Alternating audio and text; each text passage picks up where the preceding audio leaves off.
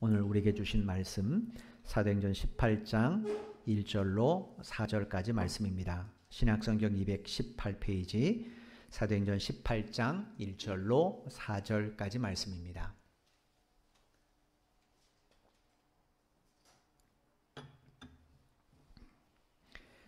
찾으신 줄 알고 제가 봉독해 드리도록 하겠습니다. 18장 1절입니다. 그 후에 바울이 아덴을 떠나 고린도에 이르러 아굴라라는 본도에서 난 유대인 한 사람을 만나니 글라우디오가 모든 유대인을 명하여 로마에서 떠나라 한 고로 그가 아내 브리스길라와 함께 이달리아로부터 새로 온지라. 바울이 그들에게 가매 생업이 같으므로 함께 살며 일을 하니 그 생업은 천막을 만드는 것이더라. 안식일마다 바울이 회당에서 강론하고 유대인과 헬라인을 권면하니라. 아멘.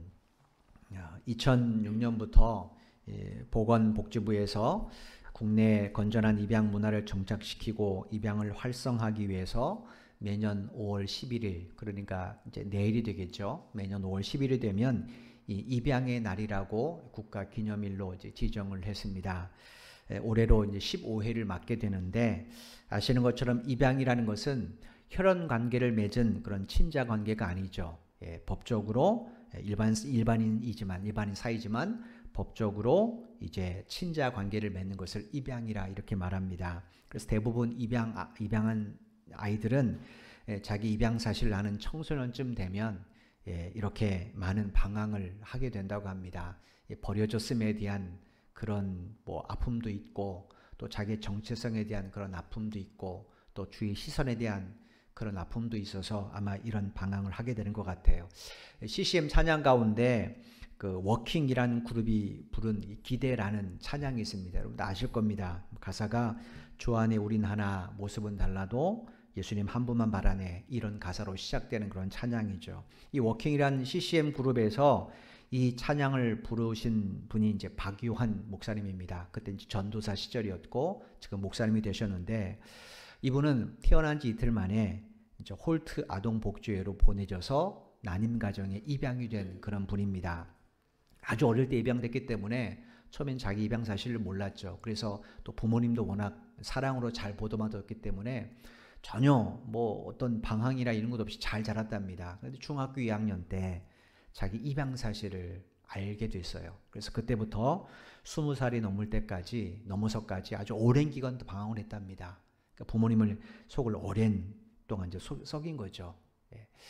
그런 그가 긴 방향을 끝낼 수 있었던 것은 끝까지 자기를 포기하지 않았던 양부모님, 그분들의 사랑 때문이었다고 그래요. 박유한 목사님의 간증을 제가 잠깐 읽어드릴게요. 제가 방황하면 할수록 곁에서 지켜보시던 부모님은 더 힘드셨을 거예요. 그런데도 부모님께서는 저를 더 끌어안아 주셨어요. 항상 희망적인 이야기를 해주셨고 새벽마다 하나님께 부르짖으며 제 아들 좀 살려달라고 눈물로 기도하셨던 그 기도 소리가 아직도 귓가에 맴돌아요. 그런 기도들이 결국에는 제 안에 쌓여서 원망과 분노를 이겨내더라고요. 그렇게 사랑의 힘이 위대하다는 것을 알았고, 그 사랑 안에서 세상이 줄 수 없는 예수 그리스도의 평안과 사랑이 분명히 존재한다는 것을 깨달았어요. 이렇게 입양된 사람들이 하나님의 사랑을 알기는 참 매우 어렵습니다. 그죠? 일반적인 가정에 자랐을 때도 가정 형편이 좋지 않으면 하나님 왜 난 이렇게 어려운 가정에 태어났나 이런 생각을 갖는데, 입양 같은 경우는 버려진 거잖아요. 겉으로 볼 때 사실은 여러 가지 어려운 상황 때문에 그렇게 될 수도 있지만, 그러니까 사실은 하나님의 주권이나 하나님의 섭리를 받아들이기는 그렇게 좀 어렵습니다. 그래서 아마 이분도 그렇게 많이 힘들었던 겁니다. 그런데 자기를 입양하신 부모님들이 눈물 뿌려 새벽마다 하나님 내 아들 살려주세요라고 기도하는 그 기도가, 또 막 방황할수록 다른 사람 같으면 막 에이 차라리 너 나가버려 이렇게 말할 텐데, 이 부모님은 끝까지 더 사랑을 품고 안아줬기 때문에 그분이 이것을 잘 극복하게 된 겁니다. 이런 부모의 힘으로 인해서 그가 이제 방황의 시간을 마침표를 찍고 이제 20대가 넘어서 자신이 가장 싶어하는 것을 찾았는데 그게 노래였답니다. 그래서 이제 노래를 하기 위해서 이제 공개 오디션을 찾아다니기 시작을 했대요. 그래서 이제 1년 동안 수많은 기획사의 이제 오디션 봤는데 신기하게도 합격한 곳이 딱 한 군데 있었어요. 뭐냐면 기독교 기획사였어요.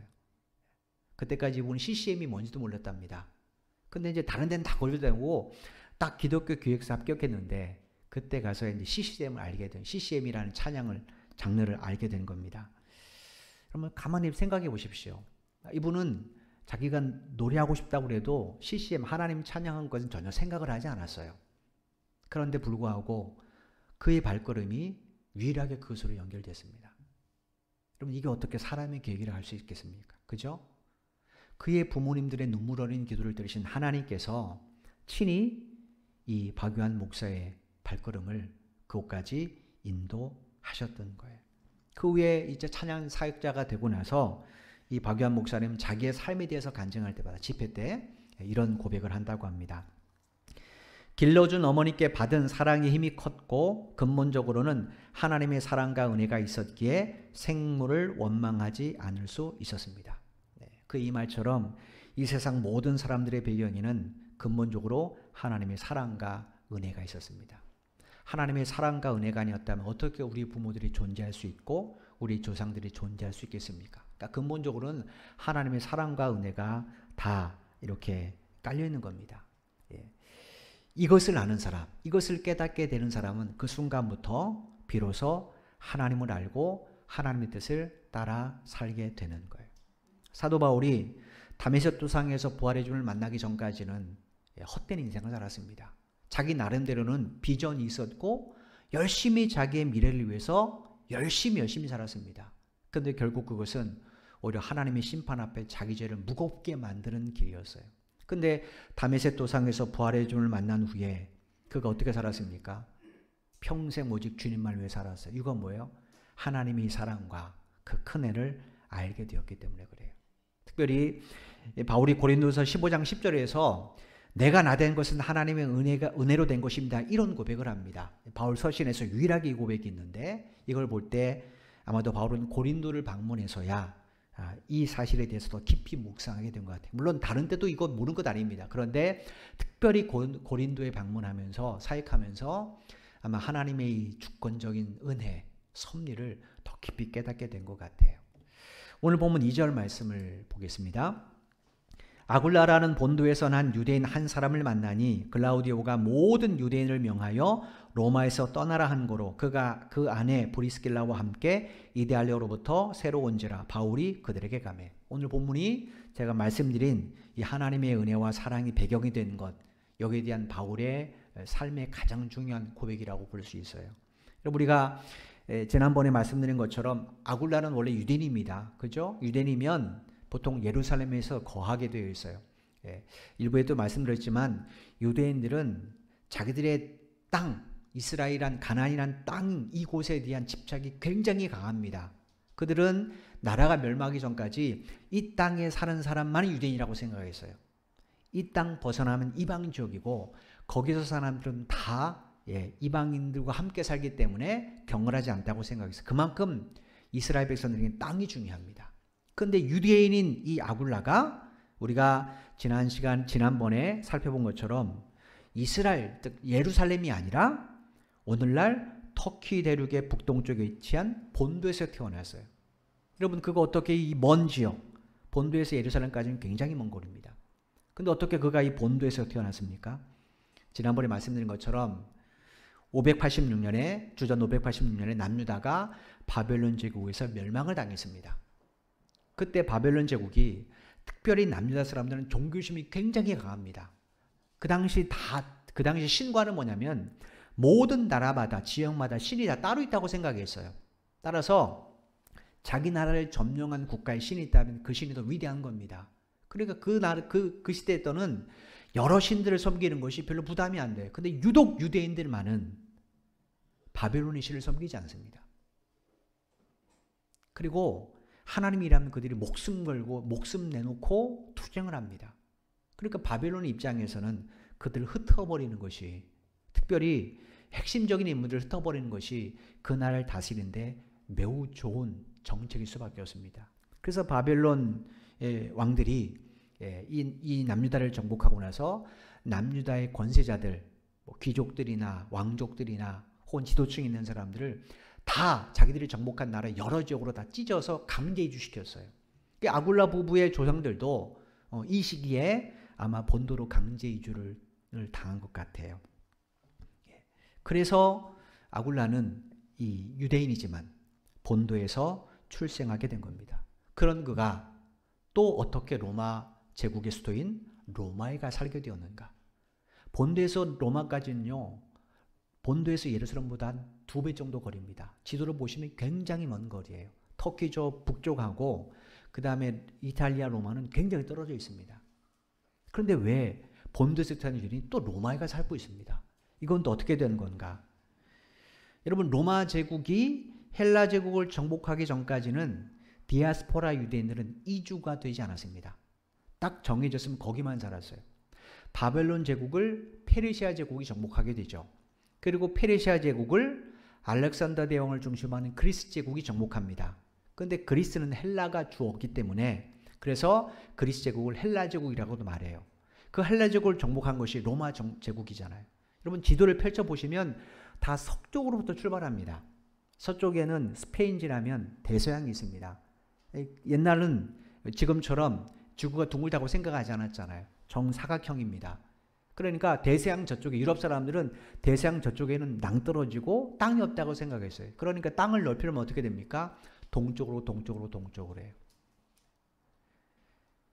바벨론보다는 바벨론, 그 다음에 바벨론을 정복한 페르시아를 정복한 그 그리스 제국은 페르시아보다는 약간 서쪽입니다. 또 로마는 이 그리스보다도 또 서쪽입니다. 그러니까 땅을 넓힌 사람이 그렇게 계속적으로 야망을 느껴서 서쪽으로 진국을 하는 거예요. 그런데 헬라 제국이 페르시아 제국을 정복할 때는 여전히 피지배국가, 특별히 유대인들 같은 경우는 이주가 허락되지 않았어요. 지명된 곳에만 살았습니다. 그런데 로마가 정복하고 나서 로마 황제가 정책을 바꿔버렸어요. 어떻게 바꿨는가? 영토 내에 있는 모든 사람들에게는 통행과 이주와 거주의 자유를 허락해버렸습니다. 그러니까 어떻게 됩니까? 이제는 로마 제국 내에 있는 영토는 마음대로 돌아다닐 수 있는 거예요. 다 우리는 하나다, 이런 개념으로 아마 했던 것 같아요. 그럼 생각해 보십시오. 만약에 로마 제국이 헬라 제국을 멸망시키지 않았다. 그럼 본토에 있는 아굴라는 로마에 못 갑니다. 로마에 못 갔다면 그가 어떻게 고린도에 왔겠습니까? 왜냐? 우리가 지난번에 본 것처럼 그가 로마에 있던 그가 어떻게 고린도에 왔습니까? 추후 49년경에 로마 수도인 로마에서 유대인들 간의 폭동 사태가 일어났잖아요.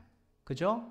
외국인이 허관날 싸우는 거예요. 자기들끼리 데모하면서 폭동을 일으키는 겁니다.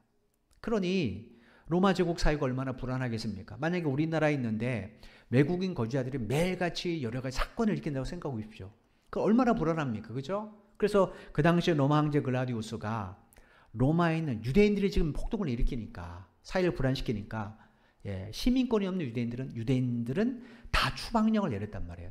이것 때문에 로마에 살던 아굴라가 고린도 온 거잖아요. 그러니까 지금까지 모든 역사, 남유다가 멸망한 그때부터 지금까지 모든 역사를 쭉 살펴보면 만약에 이 역사 가운데 하나라도 어긋났다면 아굴라 부부는 고린도 오지 않았겠죠. 그리고 고린도에서 바울은 아굴라 부부를 만나지 못했겠죠. 그럼 어떻게 됐을까요? 바울은 아마 1년 6개월 동안 로마에서 안정적으로 사역하지 못했을 거예요. 바울이 에베소에서 3년 제일 길게 사역했습니다. 왜냐? 생활이 안정적이기 때문에 그래요. 그 다음이 로마입니다. 고린도입니다. 1년 6개월이에요. 그거 어떻게 안정적으로 사역할 수 있었는가? 그건 생업이 안정됐기 때문에 그래요.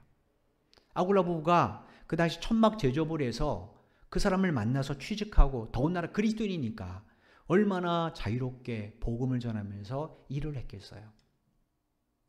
그래서 1년 6개월이나 고린도에서 사역을 할 수 있었던 거예요. 그러니까 이 역사 가운데 하나라도 어긋났다면 두 사람은 못 만납니다. 오늘 저 여러분도 마찬가지고 여러분 옆에 있는 분도 마찬가지. 그죠? 지금까지 살아오면서 하나라도 어긋났다면 과연 우리가 만나게 됐을까요? 저는 고향이 대전입니다. 그리고 고등학교 졸업하고 저희 집안이 서울로 이사 왔어요. 그것도 저 강서 지역에 살았습니다. 그러다가 이제 하나님 앞에 부름받고는 또 다시 대전으로 내려갔어요. 그리고 의정부로 갔습니다. 저는 의정부에서 사역을 영원히 할 줄 알았어요. 근데 서울에서 한 목사님이 불러서 다시 서울로 오게 됐고, 또 조능한 목사님 불러서 여기까지 오게 된 거잖아요. 하나라도 역사가 어그러졌다면 저나 여러분 만날 수 없습니다. 그러니까 우리의 역사의 배경에는 누가 계십니까? 하나님이 계시다라는 거예요. 하나님의 신비한 주권적인 섭리가 있었기에 오늘 우리가 여기까지 이르게 된 겁니다. 바울이 고린도에서 이걸 깨달은 거예요. 그것뿐이 아닙니다. 이 아굴라 부부가 로마를 떠나서 고린도로 이주하는 과정에도요, 하나님의 세밀하신 섭리가 있습니다. 생각해 보십시오.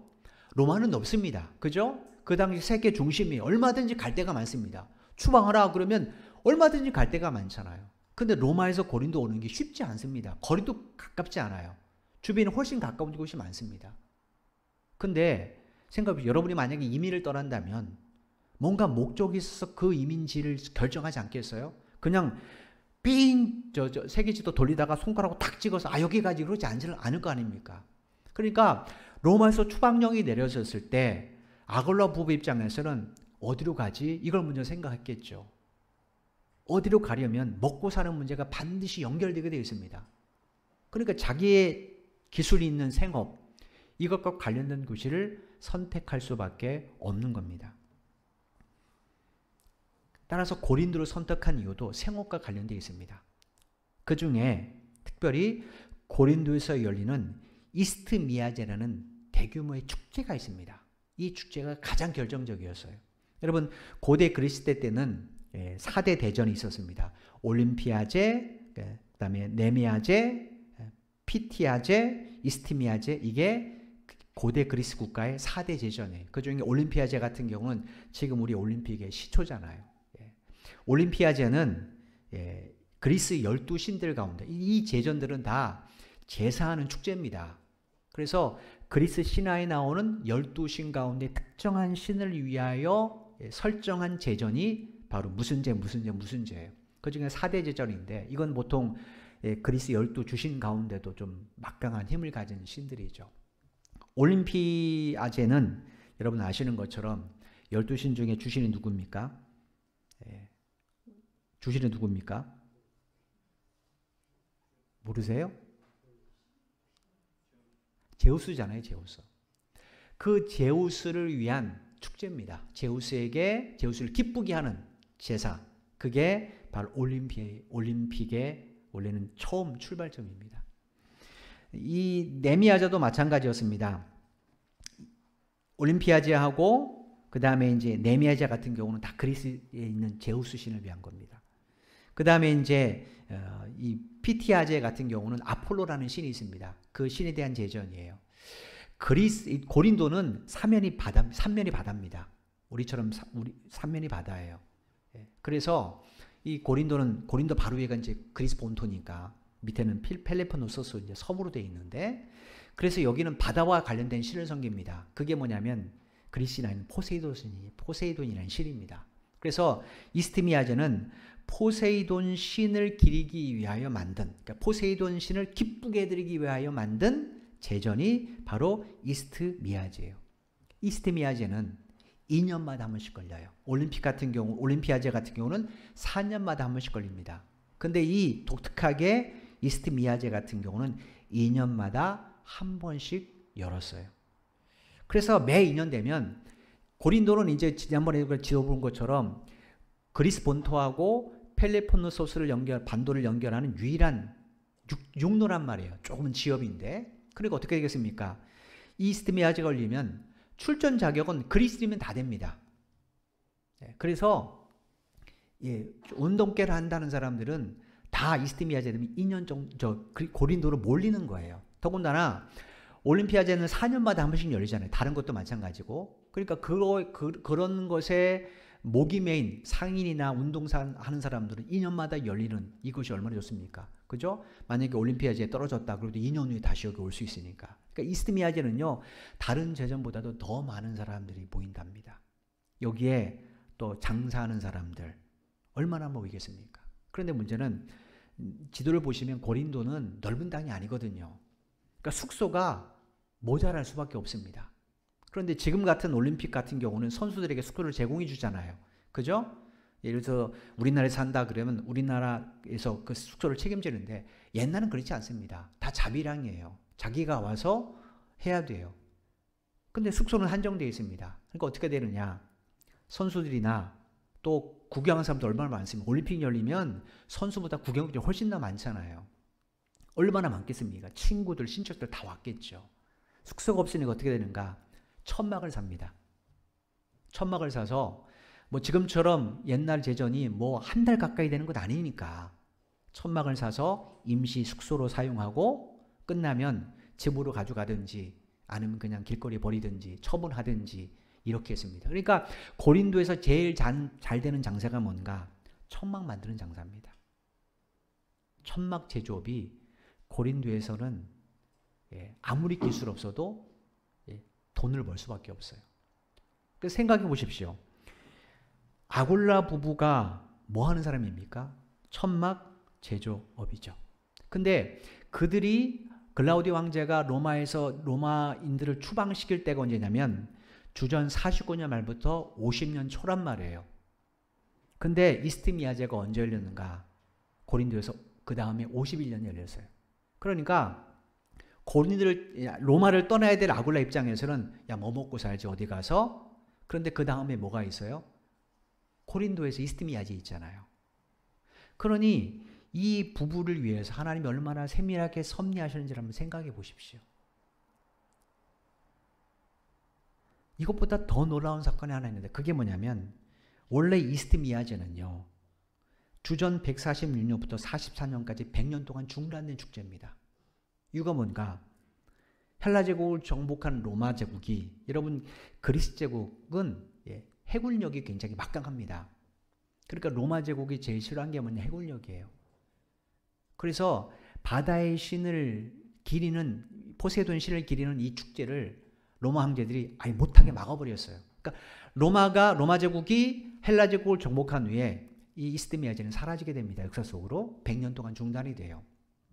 그런데 이상한 일이 벌어집니다. 글라우디오 황제가 로마에서 유대인들을 추방하기 5, 6년 전에 로마 황제가 무슨 생각인지 이스트미아제를 다시 갑자기 100년 만에 부활시켜버렸어요. 그래서 생각해 보십시오. 옛날에 그 이스트미아제를 그리웠던 사람들의 향수가 어떻게 됐습니까? 다 몰리죠. 그죠? 사라졌는데 옛날에 그거 참 좋았는데 그건 다시 그것이 부활되었어요. 그런 이게 얼마나 활성화됐겠습니까? 그래서 100년 만에 부활한 이스트미아제는요. 실제로 체육축제뿐 아니라 음악 경연대회도 있었답니다. 우리로 말하면 뭐 전국 노래자랑 같은 것이 있었던 것 같아요. 악기를 자랑하거나 노래를 자랑하는 그런 일들. 그래서 상금도 주고 막 그런 거예요. 그래서 실제로 이스트미아제는요. 얼마나 성됐는지 많은 사람이 몰렸고 고린도에 와서 사람들이 돈을 물수도 됐다고 그래요. 여러분 만약에 로마 제국 황제가 100년 동안 폐지된 건데 부활시킬 이유 없잖아요. 그죠? 부활 안 시켰다면 어떻게 됐을까요? 그럼 아굴라 부부가 고린도를 이겼을까요? 아니죠. 자기들이 천막 제조업자들인데 당연히 다른 제전이 있는 곳으로 이주했겠죠. 먹고 살리면. 그랬다면 이 부부와 바울의 만남은 성취하지 못했을 것이고 그러면 바울은 1년 6개월 동안 고린도에서 안정적으로 사역하지 못했을 겁니다. 그러니까 여러분 이 모든 역사를 보면 시간과 공간을 초월해서 세밀하고 선미한 하나님의 주권이 담겨져 있는 겁니다. 바울이 아마 고린도에서 이걸 깨달았던 것 같아요. 물어보지 않았겠어요? 처음에 아굴라 만났을 때 당신들 누굽니까? 나 유대인인데 보기에는 유대인 똑같이 생겼는데 혹시 당신은 유대인 아닙니까? 예, 맞습니다. 그래 어디 살았습니까? 나는 다소 출신인데 우린 본도 출신입니다. 아 그래요? 그러니까 본도에서 여기 온 겁니까? 아닙니다. 우리는 원래 로마로 이주해서 살았었습니다. 그런데 어느 날 갑자기 유대인들이 로마에 있는 유대 그리스도인들 핍박하고 막 그래서 우리 쫓겨났습니다. 그래요? 근데 어떻게 왜 고린도에 왔습니까? 예, 우리가 쫓겨난 게 작년이었습니다. 그런데 고린도에서 이스트미아제에 있는 거 우리가 알고 여기 왔습니다. 이런 얘기 나누지 않았겠어요? 그래서 바울이 하나님의 이 주권, 하나님의 신비한 섭리에서 얼마나 그가 감격을 했겠습니까? 그래서 고린도 교회에 다시 편지를 보낼 때 고린도서 15장에서 이런 고백을 한 겁니다. 고린도서 15장 9절로 10절 말씀입니다. 제가 표준 세 번씩 읽어드릴게요. 나는 사도들 가운데서 가장 작은 사도입니다. 나는 사도라고 불릴 만한 자격도 없습니다. 그것은 내가 하나님의 교회를 박해했기 때문입니다. 그러나 나는 하나님의 은혜로 오늘의 내가 되었습니다. 나에게 베풀어 주신 하나님의 은혜는 헛되지 않았습니다. 나는 사도들 가운데 어느 누구보다도 더 열심히 일하였습니다. 그러나 이렇게 한 것은 내가 아니라 나와 함께 하신 하나님의 은혜입니다. 그가 다메섹 도상에서 부활의 주님께서 자신을 만나기 전까지, 만나주시기 전까지 뭘 했습니까? 여기 고백처럼 하나님의 교회를 박해서 짓밟았단 말이에요. 그리고 그리스도들을 핍박했습니다. 가서 붙잡아서 옥에 가두고 그런 일을 했단 말이에요. 그럼 그가 어떻게 사도가 됐습니까? 하나님께서 부활하신 예수님을 통하여 그를 부르셨기 때문에, 주님의 사도로 부르셨기 때문에 그래요. 그러니까 바울이 사도가 된 것은 하나님의 전적인 은혜 때문입니다. 뿐만 아니라 그가 오늘의 일까지 변함없이 사역할 수 있었던 것도 하나님 은혜 때문이에요. 생각해 보십시오. 바울이요 1차 전도행부터 지금까지 그는 혼자 사역하지 않았습니다. 1차 전도행 때 바나바 마가 함께 계십니다.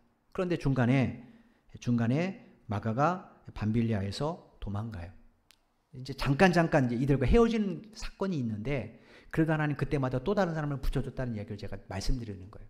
마가 도망갑니다. 그래서 그래도 옆에 누가 바나바가 있었습니다. 두 사람이 함께 1차 전도를 마쳤어요. 2차 전도 다시 떠나려고 하는데 마가의 합류 문제를 놓고 바나바와 심하게 다툽니다. 그래서 바나바가 바울, 나는 너와 함께 못해. 나는 내 조카 바울을 마가를 데리고 가야 되겠어. 사촌 동생이죠. 이렇게 이야기합니다. 그러니까 바울은 혼자예요. 그때 하나님 붙여준 사람이 누군가? 실라입니다. 2차 전도에 또 바울이 신라와 함께 떠나요. 그리고 중간에 디모데 만나고 누가 만나요. 그래서 이들과 함께 이제 전도행을 쭉 하다가 이제 빌립보가 있는 마게도나로 넘어가서 전도하고 나서 빌립보를 떠날 때 그 중에 누가는 빌립보에 그냥 남게 되죠. 이거 뭔가? 이제 빌립보 사람들은 이제 막 예수를 믿은 믿음의 초신자들입니다. 그들을 그냥 버려둘 수가 없는 거예요. 그래서 바울이 누가 너 여기 남아서 저들이 믿음 좀 도와달라. 저들이 믿음으로 잘 이 어려운 문제를 해결하도록 좀 저들의 믿음을 좀 굳건하게 해달라 부탁을 하고 이제 실라와 디모데만 데리고 이제 떠나게 되죠. 그리고 나서 이제 나중에 베리아 아가야 지방으로 떠나기 전에 베레아를 떠날 때도 바울은 거기서 실라와 디모데를 또 남겨줍니다. 이유가 뭐냐면 그곳에 있는 믿음이 연약한 성도들을 위해서 혼자 떠났어요. 근데 그 혼자가 아니죠. 그때 베리아에 있는 그리스도인들이 아덴까지 함께 동행해 줬습니다. 그러고 나서 고린도에 왔는데 여기는 혼자였어요. 근데 하나님이 그를 위해서 누구를 마련해 주셨어요? 아굴라와 브리스기가를 먼저 고린도에 보내시고 만나게 하시고 그를 돕게 하셨던 거예요. 그러니까 바울이 지금까지 사도로서의 사역을 끊임없이 할 수 있었던 결정적인 비결은 하나님의 은혜였던 겁니다. 그래서 바울이 나의 나 된 것이 하나님 은혜입니다. 이렇게 고백을 했던 거예요. 여러분 어떻습니까? 한번 여러분 자신을 생각해 보십시오. 지금까지 내가 이 예배 자리에 있게 된 것, 그건 나의 탁월한 선택이었어, 나의 결정이었어, 나의 능력이었어, 이렇게 생각하시는 분은 아무도 없을 거예요. 이 모든 것 하나님의 은혜입니다. 진짜 하나님의 은혜예요. 그러면 한번 반대로 생각해 보십시오. 하나님이 왜 나에게 이런 은혜를 베풀어 줬는가? 한번 곰곰이 생각해 보십시오. 특별히 임직을 앞두신 분들, 또 임직을 받으신 분들은 이 부분을 좀 곰곰이 생각해 봐야 돼요. 왜 많은 사람 가운데 하나님이 나에게 이런 직분을 허락하셨는가? 하나님께서 그냥 뭐 제비 뽑듯이 눈 감고 휘 깨서 뽑으신 거 아니잖아요. 분명한 목적이 있을 거란 말이에요. 바울은 그것 때문에 지금까지 사역을 하는 겁니다. 하나님이 자기의 은혜를 베풀으신 이유를 알았기 때문에. 우리도 마찬가지입니다. 내가 수많은 우리 주변에 보십시오. 예수 믿지 않는 사람들 많잖아요. 그 중에 내가 예수를 믿게 되었다.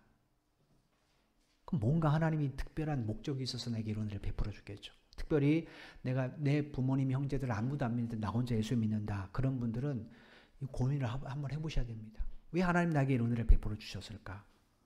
이유가 있겠죠. 시편 116편 12절에 보면 한 시인이 이것 때문에 고민을 합니다. 그리고 그 하나님을 깊이 묵상하다 이런 고백을 해요. 시편 116편 12절 말씀입니다. 내게 주신 모든 은혜를 내가 여호와께 무엇으로 보답할까? 그가 하나님께서 내게 베푸신 은혜, 자기의 삶을 쭉 살아보니까 모든 것이 뭐라는 거? 하나님이 오는 겁니다. 그 은혜를 깊이 묵상하다 보니까 너무너무 감사하는 거예요. 그런데 자기는 갚을 길이 없는 겁니다. 그래서 이야기하는 거. 하나님, 내가 무엇으로 하나님의 은혜를 보답해야 됩니까? 고민하는 겁니다. 그러다가 그는 하나님 앞에 두 가지를 결단을 해요. 시편 116편 13절 말씀입니다. 제가 펴주신 세 번씀 읽어드릴게요. 내가 구원의 잔을 들고 주님의 이름을 부르겠습니다. 이스라엘 백성들은, 유대인들은 6월절이 되면 가족들과 함께 6월절 만찬을 나눕니다. 출애굽한 하나님의 은혜를 생각하면서 6월절 만찬, 식사를 나누는데 중요한 것은 이때 빠지지 않는 순서가 하나 있습니다. 그게 뭐냐면 포도주잔에다 포도주 따라서 함께 나눠 마시는 거예요. 여러분 복음서에 보면 예수님께서 십자가에 달려 돌아가시기 전에 마가다락방에서 최후의 만찬하죠. 6월절 전날이었기 때문에 6월절 만찬입니다. 그때 예수님 뭐 하셨어요? 포도주잔에다가 제자들에게 포도주를 따라주면서 뭐라고 하셨어요? 이것은 받아 마시라. 이것은 내가 너희를 위하여 흘린 언약의 피다라고 말씀하셨어요. 그죠? 그거는 왜 이걸 하기 이게 아닙니다. 그건 6월절마다 6월절 만찬에 모인 사람들이 다 그렇게 포도주잔을 나눴기 때문에 그래요. 떡은 이제 무교병이지만. 따라서 여기서 시인이 말하는 이 내게 주신 은혜를 내가 구원의 잔을 들겠습니다. 이 말이 뭐냐면 6월절 만찬을 이야기합니다. 6월절 만찬 때 마시는 포도주를 이야기하는 거죠. 6월절은 이 포도주를 나눌 때 식사 시간에 총 4번에 걸쳐서 조금씩 4번에 걸쳐서 마신다고 그래요. 이유가 뭐냐면 출애굽기 6장 6절 7절에 있는 하나님의 언약을 기억하기 위해서 그렇습니다. 출애굽기 6장 6절 7절 말씀입니다. 그러므로 이스라엘 자손에게 말하기를 나는 여호와라 내가 애굽 사람의 무거운 짐 밑에서 너희를 빼내며 그들의 노역에서 너희를 건지며 편팔과 여러 큰 심판들로서 너희를 속량하여 너희를 내 백성으로 삼고 나는 너희 하나님이 되리니 나는 애굽 사람의 무거운 짐 밑에서 너희를 빼낸 너희 하나님 여호와인 줄 너희가 알지라. 하나님이 이 말씀을 통해 이스라엘 백성들에게 4가지 약속을 했습니다. 첫째, 내게 애굽 사람의 무거운 짐 밑에서 너희를 빼낼 것이다. 두 번째, 그 고역에서 너희를 건져낼 것이다. 세 번째, 편팔과 큰 재앙으로 너희를 구속할 것이다. 네 번째, 너희로 내 백성 삼고 나는 너희의 하나님이 될 것이다. 유대인들이 6월절 만찬을 나눈다는 것은 하나님이 언약의 말씀이 이루어졌기 때문이지 않습니까? 만약에 이 말씀이 이루어지지 않았다면 그들이 6월절 만찬을 나누겠어요? 아니죠. 지금도 아마 애굽에서 가장 최하층민으로 살았을 겁니다. 노예로. 그런데 하나님이 이 말씀이 실제로 이루어졌어요. 여러분 성경에 있는 말씀이 이루어졌기 때문에 우리가 오늘 이 자리에 있는 거잖아요. 성경이 만약에 글로만 되어졌다면 그냥 이스라엘이 흘러간 역사였다면 우리가 어떻게 이 자리에 옵니까? 우리가 예비한다는 것은 하나님이 언약이 이루어졌다는 증거입니다. 증거. 유대인들은 그 은혜를 기억하면서 약속을 이루신 하나님의 은혜를 기억하면서 이 4번의 약속을 되새기면서 감사하기 위해서 4번 얽혀 포도주를 마세요. 시편 113편 13절에서 시인이 말한 내가 구원의 잔을 들고라는 것은 바로 그 이야기예요. 내가 하나님의 구원의 은혜를 베풀어 주신 그 은혜를 기억하며 내가 평생 하나님을 예배하겠다라는 거예요. 왜냐? 6월절 만찬 나누는 그 자리가 예배 현장 아닙니까? 예수님께서 제자들과 마지막 난주신 그 마가다락방 6월절 만찬은 예배 현장 아닙니까? 그러니까 이 13절 말씀은 하나님 내가 당신에게 무엇으로 이 은혜를 보답하겠습니까? 라고 말하고 생각한 건 뭐냐? 내가 하나님을 예배해야 되겠다 이 이야기입니다. 그러니까 예배는요 하나님의 은혜에 대한 우리의 보답이에요. 왜냐? 어떤 사람이 예배합니까? 하나님의 구원의 은총을 아는 사람만이 예배합니다. 저와 여러분 왜 여기 있습니까? 하나님의 구원 은총을 알게 되었기 때문이잖아요. 이걸 모르면 우리가 이 자리에 있을 필요가 없죠. 그죠? 예배는 하나님의 은혜를 아는 사람, 구원의 은혜를 아는 사람만이 드립니다. 그러니까 구원의 자를 높이 든다는 것은 내가 내 평생 하나님을 예배하겠습니다. 이 이야기예요. 하나님은 그걸 당신에 대한 우리의 최소한의 보답으로 받아주시는 거예요. 그 다음 14절에 보면 이런 고백을 해요. 시편 116편 14절 말씀입니다. 표준 세 번씩 읽어드릴게요. 주께서 서원한 것은 모든 백성이 보는 앞에서 다 이루겠습니다. 두 번째 보답이 뭔가? 그것은 하나님 앞에 서원한 것을 갚는 거예요. 서원이 뭡니까? 서원은 자신이 하나님 앞에 한 약속이에요. 우리도 신앙생활하다 보면 때때로 하나님 앞에 이렇게 하겠다고 약속한 것 얼마나 많습니까? 그죠? 특별히 어려울 때, 어려운 상황이 있을 때, 하나님의 도움이 필요할 때 이런 약속 많이 합니다. 하나님, 이번 한 번만 도와주시면, 이 문제가 해결되면 내가 하나님 앞에 이렇게 하겠습니다. 혹은 하나님 앞에 이렇게 살겠습니다. 이런 약속을 드립니다. 그런데 정작 하나님의 은혜로 그 문제가 다 해결받고 나면 어떻게 됩니까? 이상하게 지킬 수 없는 여러 가지 이유들이 많이 발생해요. 이유들이 많이 발생합니다. 그래서 하나님 약속을 지키는 것을 가볍게 여기거나 혹은 그냥 잊고 살아갑니다. 지키려고 노력을 하지 않는다는 거예요. 이건요, 하나님께서 베풀어준 은혜를 저버린 것 같아요. 예를 들어서 아이가 있습니다. 엄마 아빠 이거 해주면 내가 이제부터 엄마 말 잘 들을게. 해줬습니다. 근데 다음날 말을 안 들어요. 그럼 부모는 어떻게 했습니까? 그럼 배은망덕 아니겠어요? 그때 부모가 깨달은 게 뭡니까? 너 약속했잖아. 그런데 아이는 어때요? 그 약속을 기억하는 아이는 노력을 합니다. 그죠? 10번 안 들을 걸 한두 번 줄여들든지 점점 줄여들어서 기쁘게 들은지 하겠죠. 근데 부모와의 약속을 개떡같이 하는 자는 어떻습니까? 그땐 그때지 하고 무시해버려요. 그럼 부모 마음에 상처가 되잖아요. 우리가 하나님 앞에 얼마나 큰 은혜를 받았습니까? 하나님 우리에게 약속을 다 지켜줬어요. 근데 하나님 앞에 약속하고도 내가 지키려고 생각도 하지 않는다면 이건 좀 우리가 고민해 볼 필요가 있습니다. 이게 얼마나 중요한지 18절 19절에 보면 시인이 이걸 또 반복해서 고백을 해요. 18절 19절입니다. 표준세로 제가 읽어드릴게요. 주님께 서원한 것은 모든 백성이 보는 앞에서 다 이루겠습니다. 예루살렘아 내 한가운데서 주님의 성전들 앞에서 주께서 서원한 것을 모두 이루겠나이다. 할렐루야. 아예 18절에 한번 19절에 한번 반복해서 얘기합니다. 그러니까 이 116편 안에 시인이 3번에 걸쳐서 내가 하나님 앞에 서원한 것을 갚겠습니다. 이런 고백을 해요. 결단을 해요. 이유가 뭡니까? 그게 그만큼 중요하다고 생각하기 때문에 그래요. 그럼 여러분 혹 하나님과 약속을 하신 게 있다면 그걸 지키기 위해서 최선을 다하셔야 돼요. 왜냐?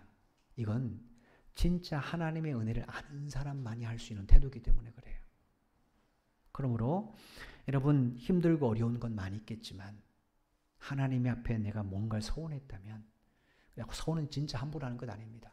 서원했다면 갚기 위해 노력하셔야 돼요. 사도 바울이 왜 모진매를 맞고 왜 멸시를 당하고 왜 여러 번 옥에 갇히고 심지어 죽을 뻔한 상황이 그렇게 많았음에도 불구하고 순교당할 때까지 이 사역을 놓지 않고 최선을 다했는가? 그건 하나님의 은혜가 뭔지를 알았기 때문에 그래요. 고린도전서 15장 9절로 10절에 고백한 것처럼 하나님의 은혜가 뭔지를 그가 진짜로 알았기 때문에 그렇습니다. 여러분 혹 여러분 가운데 하나님께 어떤 약속을 하고 지키지 못한 것이 있다면 한번 지금이라도 늦지 않았으니까 지켜보려고 최선을 다해 보시기 바랍니다. 환경과 상황 탓하지 마시고 최선을 다하시면 하나님 오히려 그 약속을 지킬 수 있도록 더 큰 은혜를 베풀어 주실 거예요. 왜냐? 하나님 우리 언약이 지켜지길 원하기 때문에. 내가 상황이 안 돼서 못 지켜요. 하나님이 상황을 허락해 주셔야, 개선시켜 주셔야 지킬 수 있잖아요. 그러므로 그 간절한 마음을 여러분 놓치시면 안 됩니다. 그럴 때 하나님께서는 여러분을 통해 영광을 받으실 겁니다. 또 하나, 여러분이 정말로 하나님의 구원으로 난다면 예배를 여러분의 삶에 우선순위로 두셔야 됩니다. 우선순위로 두셔야 돼요. 이거는 매우 중요한 문제입니다. 예배는 선택사항이 아닙니다. 그리스도인들에게 예배는 필수사항이에요. 이걸 선택사항으로 놓으면 절대로 안 됩니다. 필수사항으로 놓으셔야 내가 함께 예배 현장에 가지 못하는 그 상황에서도 내가 바르게 예배할 수 있는 겁니다. 근데 그걸 선택사항으로 놓으면 교회 올 때는 뭔가 좀 거룩하게 예배하는 것 같아도 집이나 혹은 출장지에서 예배할 때는 그냥 아무렇게나 예배하는, 즉 종교 행위로 지나버리는 그런 사람이 될 수 있다는 거예요.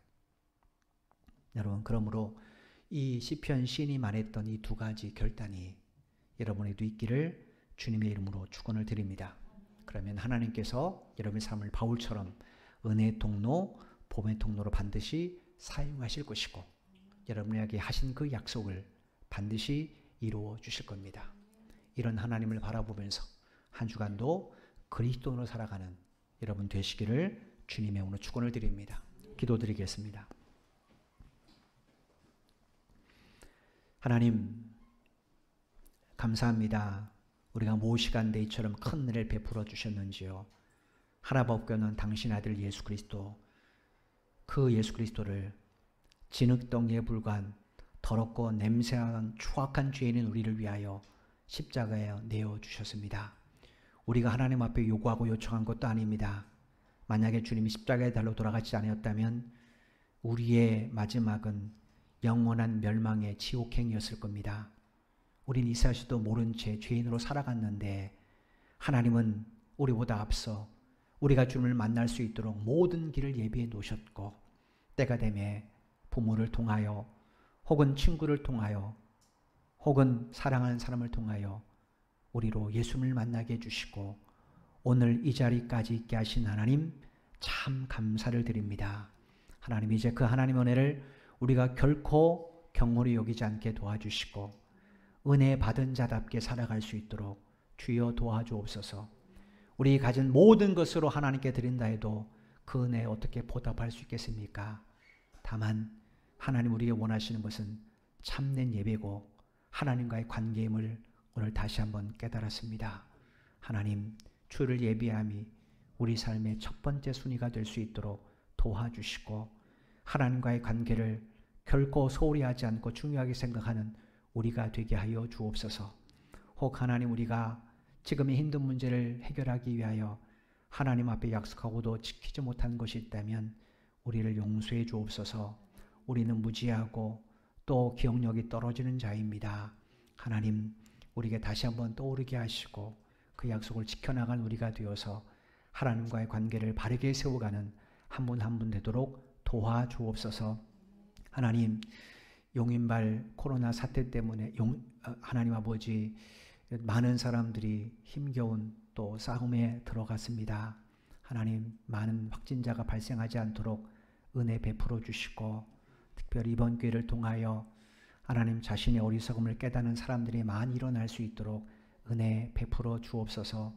혹 이 문제가 확산되어서 하나님, 우리 아이들이 학교로 돌아가는 이 문제가, 우리 일상에 복귀되는 이 문제가 다시 후퇴할까 심히 두렵습니다.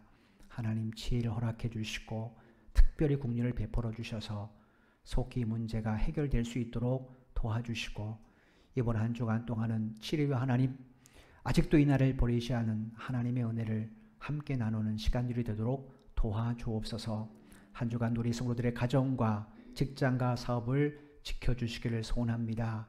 코로나19로부터 한 사람도 어려움 겪지 않도록 철저히 지켜주시고 저들의 일터가 하나님의 공급의 통로가 될 수 있도록 복을 내려 주옵소서. 예수님의 이름으로 간절히 기도드리옵나이다. 아멘.